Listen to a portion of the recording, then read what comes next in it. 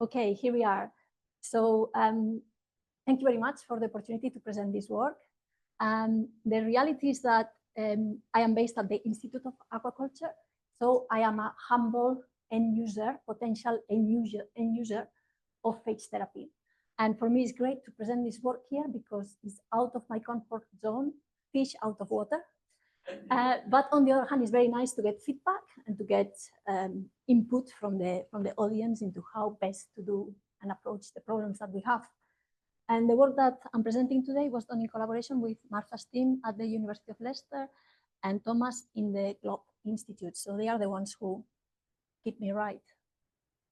So the seafood sector is quite an important sector, and it's been growing. So if you look at the total seafood produced, it's around 94 million tons.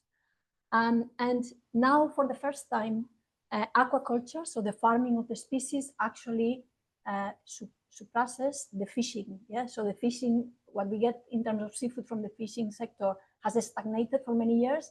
And now for the first time, aquaculture represents more than 50% of the seafood that we consume. If we look at problems that we have many problems. One of them, of course, is disease and is the use of antibiotics. And we have areas in the world where this is more predominant than others, maybe because there is not the same regulation. And for this reason, we are starting now a project that is funded by BBSRC NERC that will be looking at the Mekong Delta. Mekong Delta is in Vietnam, is one of the main areas that produces aquatic food production, especially tilapia and tropical shrimp. And we will be looking at this Mekong Delta very much as an ecosystem and looking from sensor data all the way down to phage diversity within the context of the variety of environments and challenges that you find in these environments. And also the development of phage therapy for some of the key diseases like Vibrio parahemolyticus in tropical prawns or Streptococcus agallectiae in tilapia, which are main problems. But today, what I'm going to be talking to you about is not fish, but decapods, yeah, shellfish, 10 legs, and they represent more or less around 50% of all the seafood that is being produced if we take away algae and seaweed. And the important thing is not actually the volume. You will say, well, 15% is not a lot, but actually the value is up to 30%. So they are very, very valuable products. And for this first study, we concentrated on the Norway lobster because it's UK species and the funding was coming from the UK. So it was important to choose a species that it's relevant to the funding in that case. There's many examples that we could have chosen. Very valuable fishery species. So that one doesn't come from the farming sector. It still comes from the fishery, has a wide distribution, but mainly it's concentrated in the UK. Challenges. So when we look at this type of species, the challenges are mainly post-harvest. They spoil very quickly. In reality, microbial food spoilage has been estimated to be a problem for 25%. I mean, this is crazy. And if we look particularly for fresh chilled fish, around 20% is spoiled before it's been consumed. Why is, well, because it's the perfect matrix for bacteria to grow. You know, it's a tissue that it's high in nutrients, especially in non-protein nitrogen compounds, high water content, high pH. So it's very suitable for spoilage organisms to grow and thrive in these environments. And the good thing about these systems is that you can really tell when they are off. Yeah. So the smell, the off flavors, which is great because it protects us. It protects us from eating spoiled products. And they produce compounds like trimethylamine or dimethyl sulfide, which are very characteristic for this type of products. Current solutions are very limited. If you see in the picture before, we have animals that they show this melanosis development. This is not bacteria driven. This is actually by a polyphenol oxidase enzyme. It's the same enzyme you have in apples and bananas. It's innate immune mechanism to fight bacteria when the animal is alive, but when the animal is dead, you take the animal out of water, then the enzyme just goes, and you have all this melanin production. So there are treatments out there to combat melanosis, to delay the melanosis process. They can be sulfite-based or not. But besides that, in terms of bacteria, delaying bacterial growth, there's not much out there. So really what they are doing is washing, cold storage. Good luck.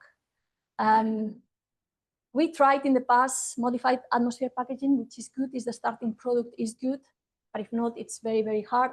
And the high hydrostatic pressure, we also did some research on that, really effective in killing bacteria, but it also changes the property of the product a lot, which it doesn't make it a nice product anymore. So what we wanted to test here as a proof of concept was the use of phage for shelf life extension, and this was funded by the UK Seafood Innovation Fund. So the preliminary work was, okay, we look at total valuable counts, how the bacteria sort of grow. You can see that you always have this lag phase because you have the product. I mean, the animal was live, was living in the marine environment, 12, 14 degrees, and then you change the conditions dramatically, put the product on ice. So automatically that sort of stops. There is a clear lag phase in the total viable counts. This is true if you use the traditional plate and you count, or if you use amplicon sequencing 16S and you quantify the 16S copy numbers, and you see the same sort of dynamic of the lag phase and then the growth. In terms of diversity, it's quite interesting because you have very high diversity to start with, but then the diversity sort of crashes on day 5, and then after you have that crash in the diversity of the bacteria, then off they go, they start growing, and the numbers sort of accumulate. The shelf life is considered generally between 7-8 days. Around that time is when you start you can start perceiving the products, like, for example, the TMA. So this is how the sort of amplicon sequencing data look like in the product. So that product was stored on ice. You can see the 0, 1, 3, 5. And as I said before, initially, these animals, they live in burrows. They eat what's there. So very, very rich in bacteria. And then you sort of have this crushing, and then you have the increase in the different species. So if we look at the amplicon sequencing data, the main species that take over from day 5 onwards is Moritella species, Pseudoalteromonas, Alivibrio, and Psychobacter. Now, if you look at the identifications based on the bacteria plates that you have, then there is some that, of course, there is agreement. So we do find Pseudoalteromonas, and we also see the Psychobacter and the Alivibrio. We get more of Photobacterium when you are doing the plates, and on the other hand, we don't get species that they don't grow well, like, for example, Moritella. So Moritella species, when you look at the 16S data, they are predominant. But if you were not to do that and only use the plates, then you wouldn't know they are there. And that's interesting because a lot of the food science is based on these methodologies, not this one. So therefore, we don't really see that. So preliminary work as well is where can we get phages from? And so that was mining of metagenomics data done by Thomas' team. And basically, we looked at the 2 different types of samples. What we call juice is where the animals are kept. So they are kept in bags. They are on ice. So we take the juice from the bags. Not very good. And you can see how the phage content sort of increase. So this is in the beginning when the product is very fresh. But as the product is getting spoiled, then the content they just sort of increase. And you don't get that in the muscle. So we could target that juice for phage isolation. And in total, there were around 38 phages that they were isolated and they were partially characterized, and that they targeted a specific spoilage bacteria that we had identified using the plates. Yeah. So after that, okay, let's do a phage cocktail and see what happens. So the phage cocktail contained these 3 phages. You can see that they have shown in vitro to be efficacious against Pseudoalteromonas species, especially the nigrifaciensis, which was one of the main species that we were getting again and again, and also Pseudoalteromonas arctica and marina. Now, some of these viruses, I have been told we could never use them, like the rhinovirus, yeah, this one, because they produce toxins, so that would be a really bad idea. But we didn't feed anybody with this product. It was just a proof of concept. Let's try different types of phages and see what we get. Now, how did we do the treatment? So the treatment was that we took animals from a fishing boat. They were placed on ice, washed, placed on ice, and the next day, then we did the phage treatment, and that was a bath treatment by immersion for a couple of minutes. And this is mimicking what they would be doing if they are treating the animal for melanosis, but just using the same approach. In terms of sensory assessment, so we had a panel of people that they were checking whether they could perceive any differences visually and also olfactory. And you can see that this is the control and this is the samples that they were phaged, and you can see that they didn't pick up any differences. When we look at muscle pH, again, not much happening, slight decrease or slightly lower pH maybe on day 8, but it's not something that is jumping at you. What about total viable count? So in total viable count, we did see that, especially on day 8 and 11, the phage treated samples had lower total viable counts when we were using the plates. You can see visually here some of the plates on the control and on the phage treated samples. This is in the muscle. But if we look at the numbers, if we quantify the bacterial load, not using the plates, but just looking at the 16S, then you can see that there is no difference. So if there was an effect, that effect was not powerful enough to be shown like that. This is true in the muscle and is also true in the case of the juice. So they were similar. What about what happens in terms of the microbiome? Is there anything that you can see clearly? And the reality is that one of the things that you can see is that there is an increase in the Moritella species in the phage-treated samples, yeah, and that's clear just by looking at that graph. So there have been some changes in the composition of the bacteria. Now, when we look at the Pseudoaltoramonas species, looking again at the 16S data, we know it's not perfect, but it's a start.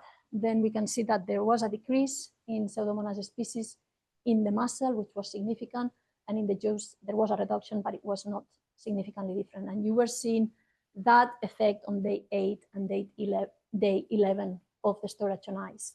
So that we need to sort of check that, because that's using 16S data, which is not perfect. So we need to quantify this better to check whether that's the case.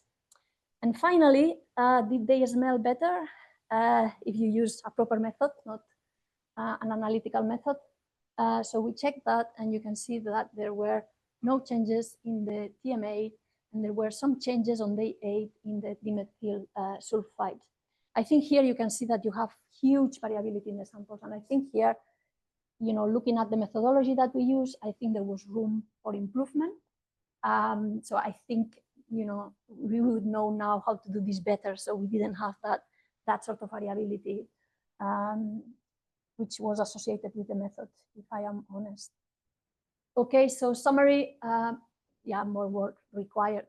In reality, we are trying to delay slightly the spoilage. We're not trying to we know that if one species goes down, another species will go up. So we are aware of all of that. But even at today, shelf life extension, that would be a game changer for the industry. So the industry is very supportive to see what we can do. I think the approach, and that's something that we wanted to do and sort of quite not do it like that, it's to identify the bacteria species that predominantly produce the spoilage volatiles and then target those. I think when I saw an increase in Moritella, I was worried. I was like, okay, so that one went down, but Moritella went up. But it looks like maybe the fact that the Moritella went up didn't really seem to have an effect on the sensory properties of the product. So maybe it's not a bad thing, actually, that Moritella was actually one of the species that increased the proportion. So this is something that is worth looking at. And finally, we just need methods now to really be able to target the quantification of the specific spoilage bacteria rather than relying on non-targeted methods, which are really not good enough. Thanks very much for your attention.